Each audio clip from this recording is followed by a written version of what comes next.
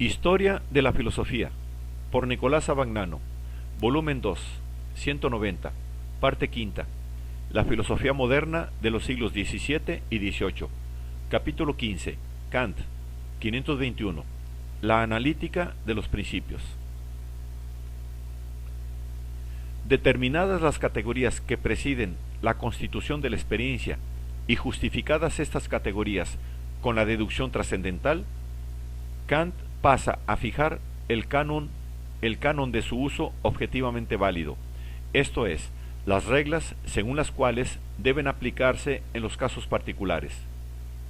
Es este el objetivo de la analítica de los principios, o doctrina trascendental del juicio. Esta última expresión manifiesta el hecho de que el uso de las categorías es precisamente el juicio. La analítica trascendental comprende el esquematismo de los conceptos puros y el sistema de los principios del entendimiento puro. La doctrina del esquematismo responde a la necesidad de encontrar un término medio entre las categorías y las intuiciones empíricas. Categorías e intuiciones son entre sí heterogéneas, y precisamente esta heterogeneidad hace nacer el problema de cómo sea posible la aplicación de las categorías a las intuiciones.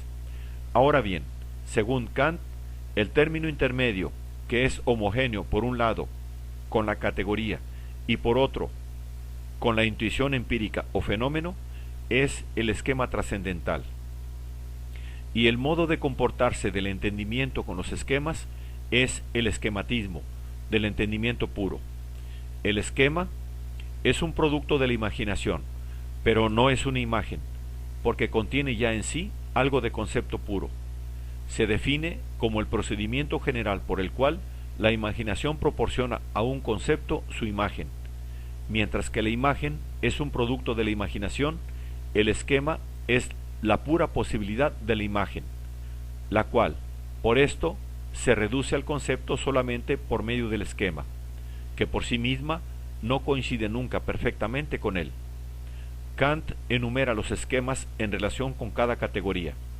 Así, el esquema de las categorías de cantidad es el número, el de las categorías de cualidad es la cosa, el de las categorías de relación es la permanencia o la sucesión o la simultaneidad, el de las categorías de modalidad es la existencia en el tiempo, y precisamente en un tiempo cualquiera, posibilidad, en un tiempo determinado, realidad, y en todo tiempo, necesidad. En general, los esquemas no son otra cosa que determinaciones a priori del tiempo, según reglas, y estas reglas se refieren a la serie del tiempo, esquema de cantidad, o a su contenido, esquema de cualidad, o a su orden, esquema de relación, o en fin, al conjunto del tiempo, esquema de la modalidad. Reconocida así en el esquematismo la condición general para el uso de las categorías, Kant pasa a determinar los juicios, a los cuales tal uso da lugar. Evidentemente, no se trata aquí de juicios analíticos, cuya verdad está suficientemente garantizada por el principio de contradicción, sino simplemente de juicios sintéticos, a los cuales es indispensable una referencia a la experiencia. El conocimiento humano, en efecto, en lo que tiene de positivo y constructivo, no se extiende más allá de la experiencia, porque es siempre conocimiento de fenómenos. Pero la experiencia es no sólo el límite del conocimiento, sino también el fundamento de su valor. Un conocimiento que no se refiera a una experiencia posible no es conocimiento, sino un pensamiento vacío que no conoce nada, un simple juego de representaciones. Por otra parte, sobre el fundamento de la posibilidad de la experiencia, el conocimiento adquiere su plena validez, porque las condiciones que hacen posible la experiencia hacen posible también el objeto de la experiencia, el fenómeno. Ahora bien, la experiencia no es una simple agregación de percepciones, sino que es la conexión necesaria entre los fenómenos. La posibilidad de la experiencia reside, pues, en las reglas fundamentales de esta conexión, que Kant llama principios del entendimiento puro. La función de tales principios consiste esencialmente en eliminar el carácter subjetivo de la percepción de los fenómenos, reduciendo la percepción a la conexión necesaria que es propia de la experiencia objetivamente válida. Sustituyen los simples lazos de las percepciones en el tiempo por relaciones necesarias que reúnen la experiencia en un todo coherente.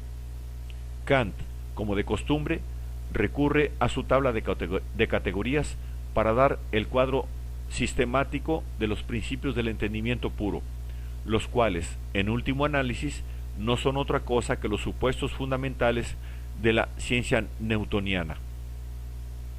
Los axiomas de la intuición, correspondientes a las categorías de la cantidad, transforman el hecho subjetivo de que podamos percibir la cantidad espacial o temporal, por ejemplo, una línea o una duración, solo percibiendo sucesivamente las partes, en el principio objetivamente válido de que toda cantidad está compuesta de partes, y justifican así la aplicación de las matemáticas a todo el mundo de la experiencia. Las anticipaciones de la percepción, correspondientes a las categorías de la cualidad, transforman la intensidad subjetiva de la percepción en su grado de la cualidad objetiva y garantizar así la continuidad de los fenómenos, en cuanto todo fenómeno puede tener infinitos grados.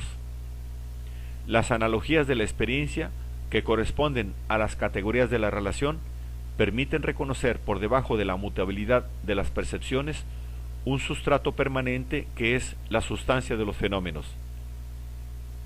Sustituyen la simple sucesión temporal de las percepciones por la relación necesaria de causalidad entre los fenómenos, lo cual explica y fundamenta aquella sucesión, y permiten justificar objetivamente, mediante la relación de acción recíproca, la simultaneidad de los fenómenos, la cual no puede aparecer en las percepciones, que siempre son sucesivas.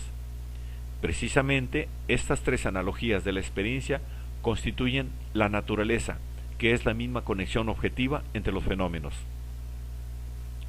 Los postulados del pensamiento empírico en general aclaran finalmente los conceptos de posibilidad, de realidad y de necesidad de las cosas, dando a tales conceptos su valor objetivo. Los principios del entendimiento puro garantizan de esta manera el valor objetivo de la experiencia, sustrayéndola a la subjetividad de la percepción. Constituyen la naturaleza misma. La percepción que se sustrae a los mismos es un puro juego de la imaginación y no tiene otra realidad objetiva que la de un sueño. A estas consideraciones de la analítica trascendental se refieren continuamente las últimas meditaciones de Kant recogidas en el Opus Posthumum. En estas meditaciones, poco concluyentes, porque Kant continuamente interrumpe el hilo de las mismas y continuamente lo vuelve a emprender desde el principio, en la incapacidad de desarrollarlo y llevarlo hasta el fondo, el viejo filósofo se proponía aplicar los principios trascendentales de la ciencia de la naturaleza a la física, esto es, justificar particularmente las bases de la física de Newton, es decir, un tiempo absoluto, que fluye uniformemente sin relación con nada exterior, un espacio absoluto también sin relación con nada extremo, sino permanente e inmóvil, una materia única y uniforme, animada por una fuerza única y simple, en la variedad de sus manifestaciones. El principio de que Kant pretendía valerse en esta especie de deducción de la física newtoniana es el de la posibilidad de la experiencia como sistema total de los fenómenos. De este modo, de la unidad de la experiencia deducía la unidad de la materia, que es objeto de la física. Así como hay una única experiencia, de manera que cuando se habla de diversas experiencias se alude en realidad a grupos de percepción. Del mismo modo, hay un único objeto de la experiencia, que es la materia. Y cuando se habla de diversas materias, se alude en realidad a las sustancias diversas que constituyen los elementos de la materia. Estas meditaciones seniles de Kant son importantes sólo porque revelan la exigencia que dominó siempre su investigación crítico-trascendental, la de justificar la posibilidad y por tanto el valor del saber positivo del hombre, que para él se identifica con la ciencia newtoniana. Precisamente sobre el fundamento de los límites de tal saber, esto es, en el ámbito de las posibilidades que constituyen el entendimiento finito del hombre.